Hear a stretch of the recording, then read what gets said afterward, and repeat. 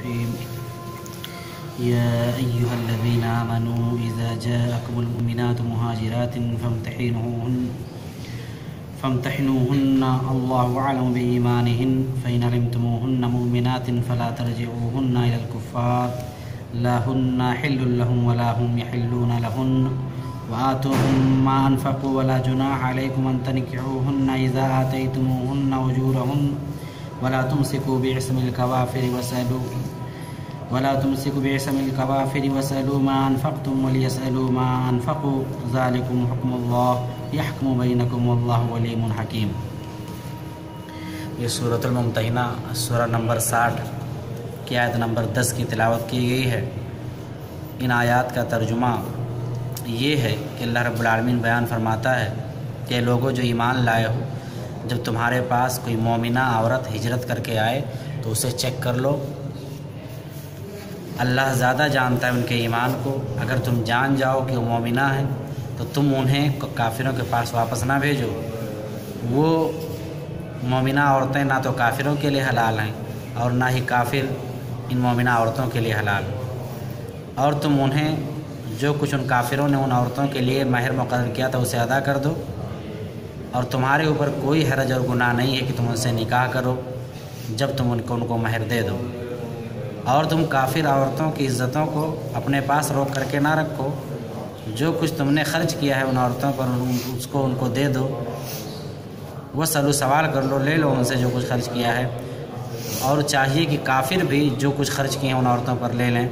یہ رب العالمین کا حکم ہے، اور اللہ رب العالمین تمہارے درمیان فیصلہ کرتا ہے، اور اللہ رب العالمین جاننے والا اور حکمت والا ہے۔ صلح حدیبیہ کے بعد حدیبیہ کی جو صلح ہوتی ہے وہ صلح بڑی عجیب و غریب ہوتی ہے۔ بہت سارے پوائنٹس اور نکات پر اللہ کے نبی صلی اللہ علیہ وسلم عہد کرتے ہیں۔ تمام صحابہ پریشان ہو جاتے ہیں کہ آخر کیوں اس طرح کی باتوں پر اللہ کے نبی صلی اللہ علیہ وسلم عہد کر رہے ہیں۔ بظاہر ایسا محسوس ہوتا ہے کہ مکمل خلاف کام ہو رہا ہو۔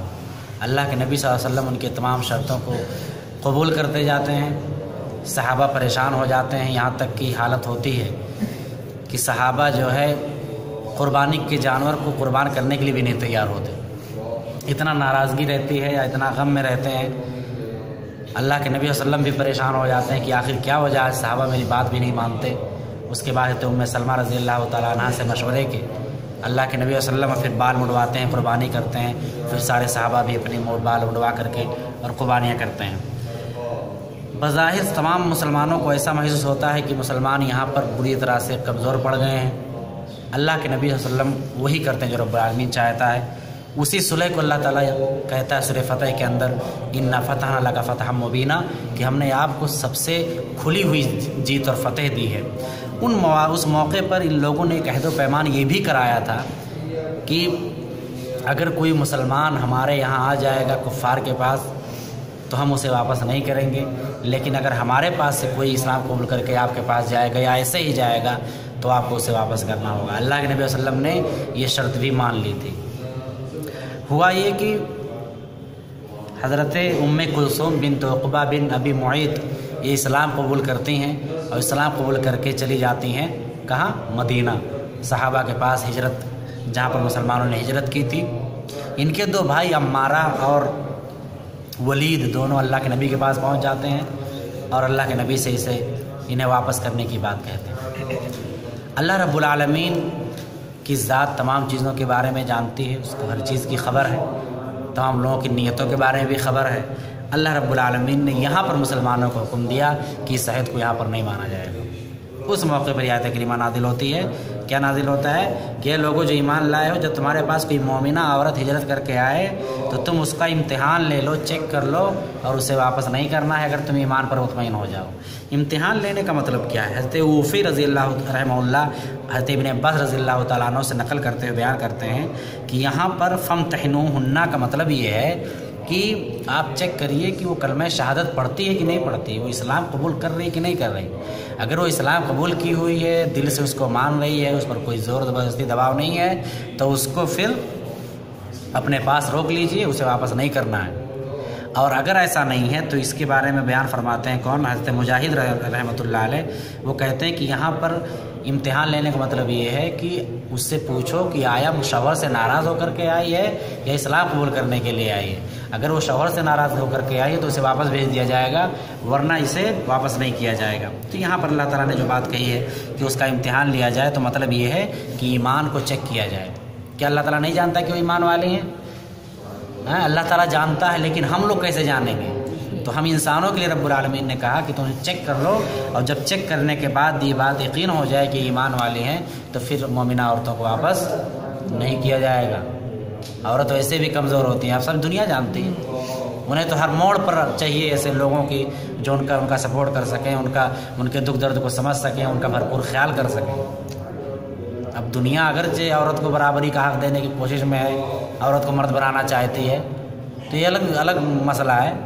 حالانکہ وہ مرد بنانے کی خواہش نہیں ہے، بلکہ عورتوں کو کیسے استعمال کیا جائے، ان کو اپنے ہوش کا شکار کیسے بنایا جائے، انہیں کیسے اپنے آفسوں اور اپنے نگاہوں اور اپنی جسم کے تلذذ کے لیے کیسے استعمال کیا جائے. مقصد صرف یہی ہے.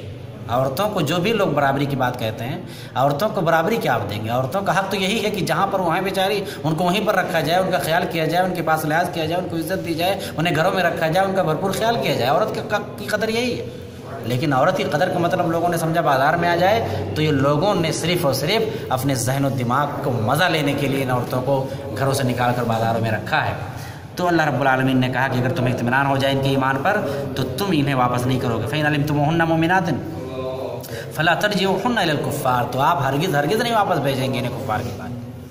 اچھا اب کیا ہوگا؟ مان لیجیے وہاں کسی سے شادی انہوں نے کی تھی، کسی نے شادی کی تھی، زیادہ مہر دے کر کے شادی کی تھی، یا جتنا بھی مہر دے کر کے شادی کی تھی، اب کیا کرنا ہے؟ تو اللہ تعالیٰ اصول بتلا رہا ہے، لَهُنَّ حِلٌّ لَهُمْ. یہ تو بتلا دیا کہ ابھی حلال نہیں ہے، نہ یہ حلال ہے نہ وہ حلال ہے، یہ رشتہ حرام ہے. مسلم و نوجوان جو بہت ماشاءاللہ شادی کا خیال کرتے ہیں اور تھوڑا سا لبرل ہونے کے بعد پتہ چلا بیوی بھی کافر ہے، شادی کر لیتے ہیں، یہ شادی نہیں مانی جائے گی، یہ زنا خوری مانا جائے گا. یہ کیا مانا جائے گا؟ یہ زنا خوری مانی جائے گی. اللہ تعالیٰ نے کہا وَآتُوهُم مَّا أَنفَقُوا، ان کافروں کو جو انہوں نے مہر ان خواتین پر خرچ کیا ہے انہیں دے دیا جائے. ظلم نہیں ہوگا. یہاں پر بھی انصاف کے دامن کو ہاتھ سے نہیں جانے دیا جا رہا ہے کہ جو کافر بیچارے انہوں نے خرچ کیا تھا اس کو اپنی بیوی بنانے کے چکر میں جو مہر خرچ کیا تھا تو ان کے اس کے مہر کو واپس کر دیا جائے. وَلَا جُنَاحَ عَلَيْكُمْ أَن تَنكِحُوهُنَّ، اور اے مسلمانوں تم شادیاں کر لو. تم اگر مہر دے سکتے ہو تو تم شادیاں کر لو، تم شادیاں کر لو. مہر اگر دے سکتے ہو تمہیں کوئی حرج نہیں ہے ان سے شادیاں کرنے کی. تم ان کو اجرت دو. اجرت مطلب یہاں پر مہر مراد ہے، انہیں مہر دیا جائے. آج دیکھ لیجئے شادیاں ہوتی ہیں تو کیا دیا جاتا ہے؟ جہیز یاد آتا ہے، مہر وہر کسی کو نہیں یاد رہتا ہے. مہر تو بس مہر فاطمی یاد ہے، 101 روپیہ کتنا سا ہے، مہر فاطمی یاد ہے لوگوں کو، لیکن معاف کرانے کے چکر میں اس میں بھی رہتے ہیں. اور آج تو شادیاں جہیز کے نام سے جانی جاتی ہیں، اور اسلام کی شادیاں کس کے نام سے جانی جاتی ہیں؟ مہر کے نام سے جانی جاتی ہیں. اسی لیے آج شادیاں مشکل ہو گئیں اور برائیاں آسان ہو گئی. زنا خوری آسان ہے، بہت آسان ہے زنا خوری، اور شادیاں بہت مشکل ہیں. حالانکہ اسلام نے ایسا نہیں کہا تھا. وَلَا تُمْسِكُوا بِاسْمِ الْكَوَافِرِ، اللہ تعالیٰ کہتا ہے کہ اگر کافر عورت ہے آپ کے پاس تو آپ بھی یہ نہیں کہ مسلمان ہو تو آپ رکھ سکتے ہو، آپ بھی چھوڑو ان کو. اگر وہ اسلام قبول کرتی ہے تو آپ کے پاس رہے گی، اگر اسلام نہیں قبول کرتے اسے چھوڑ دیا جائے. ایسا نہیں اسلام ظلم کرتا، نہیں، اسلام انصاف چاہتا ہے، اسلام انصاف کی بات کرتا ہے. اگر کافرہ عورتیں آپ کے پاس موجود ہیں مسلمانوں تو تم انہیں واپس بھیجو. ولا تم سکو، انہیں روکو نہیں اپنے پاس. وَسَلُوا مَا أَنفَقْتُمْ، تم نے بھی اگر مہر وہر دیا، پیسہ کچھ زیادہ دے دیا، زمین جائیداد کچھ لکھوا دی، تو کافروں سے کہو بھیا ہمیں واپس دو، اس کو بھیج رہے. تم سوال کر سکتے ہو، تم لے سکتے ہو. وَلْيَسْأَلُوا، اور کافروں کو بھی چاہیے کہ مَا أَنفَقُوا، جو کچھ انہوں نے خرچ کیا وہ آپ سے لے لے. یہ سب کون کرے گا؟ حکومت وقت کرے گی، یا انصاف پرور لوگ جو وہاں کے ذمہ داران ہیں وہ کریں گے، جو بیت المال کا قیام رکھے ہوئے وہ سب کریں گے. یہ ساری چیزیں ایسے ہوں گی. ذالکم حکم اللہ، اے لوگو یہ اللہ رب العالمین کا حکم ہے. یہ کس کا حکم ہے؟ یہ اللہ رب العالمین کا حکم ہے. یحکم بینکم، وہ تمہارے درمیان فیصلہ کرتا ہے. کافروں کے درمیان کیسے رہنا، کافروں کے ساتھ کیسے ان سے بیہیو کرنا، اسلام قبول کیا نہیں کیا، کیا معاملہ کرنا ہے، یہ اللہ رب العالمین بخوبی جانتا ہے. واللہ علیم حکیم، اور اللہ رب العالمین جاننے والا اور حکمت والا ہے. اس آیت کی روشنی میں کتنی چیزیں ہم کو پتہ چلی. ہم سب نوجوان ہیں، انشاءاللہ شادی کرنے والے ہیں. تو ایک تو سب سے اہم چیز جو پتہ چلا یہ کہ ہم کسی کافرہ سے شادی نہیں کر سکتے. محبت جو اندھی ہوتی ہے، لوگ بیان کرتے ہیں تو یہاں اندھاپن اسلام میں نہیں چلتا، یہاں پر آنکھ کھلا رہنا چاہیے۔ اسلام تو وہ ہے کہ مذاق میں اگر آپ نکاح پڑھا رہے ہیں تو آپ کی نکاح مان لی جائے گی۔ اسلام تو وہ ہے کہ مذاق میں طلاق دے رہے ہیں تو طلاق مان لیا جائے گا۔ تو ایک چیز یہاں پر کلیئر جان لیجئے کہ غیر مسلم سے شادی حرام ہے۔ اگر کوئی مسلمان نوجوان شادی کرتا ہے تو وہ انٹلیکچوئل دنیا والوں کے سامنے ضرور کہلایا جائے گا، لبرل کہلایا جائے گا اور اچھا مانا جائے گا دنیا والوں کے سامنے کہ رب العالمین کی نظر میں وہ سب سے بدترین انسان ہوگا۔ ہاں، سب سے بدترین انسان ہوگا، پہلی چیز۔ دوسری چیز یہ پتہ چلا کہ عورتوں سے شادی کس بنیاد پر کی جاتی ہے؟ مہر کی بنیاد پر کی جاتی ہے، نہ کہ جہیز کی بنیاد پر کی جاتی ہے۔ تیسری چیز کہ اگر کوئی خاتون ہے اسلام قبول کرتی ہے تو جس شوہر کے پاس وہ پہلے تھی اس کا وہ مہر وغیرہ جو ہے اس کو اجرت دی جائے، اسے واپس دیا جائے۔ یہ نہیں کہ بھگا لے کر چلے گیا مطمئن خوش نہیں، اس کا خیال کیا جائے اس کو۔ اس سے سماج کے اندر کیا ہوتا ہے، جب انصاف کی بات اس انداز سے ہوگی تو لوگ بھی اسلام سے متاثر ہوں گے اور اسلام کی طرف مائل ہوں گے، اور سماج میں شانتی آئے گی، سماج میں امن آئے گا، اور سماج میں ایک دوسرے کا خیال کرنے کا جذبہ بھی بڑھے گا۔ اللہ سے دعا کہ الٰہ العالمین ہم تمام لوگوں کو ان باتوں کو سنجیدگی سے لینے اور اس پر عمل کرنے کی توفیق عطا فرمائے، آمین۔ وآخر دعوانا الحمدللہ رب العالمین۔ کوئی